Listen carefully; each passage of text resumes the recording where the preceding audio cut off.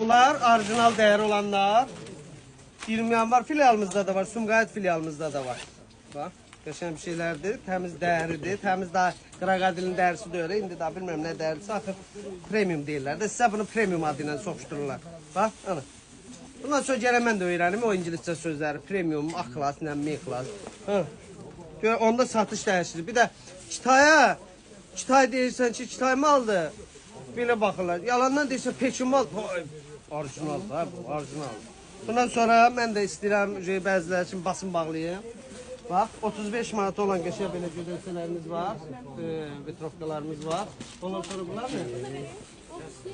Üçlü dəstə bu. Üçlü dəstər gəlib, bax. Ayda, bu gözəl bir şeydir. Bunu indi adını bir dənə geyinəcəm, baxarsınız. Sumqayıtda da var, 20 yanvar filialımızda da var, 28 filialımızda da var. Üçlü dəstə çox qəşəng bir şeydir. Bunu geyinib paylaşacağım indi. Bax, xahiş edirəm, baxın o birisi video. Gəlin.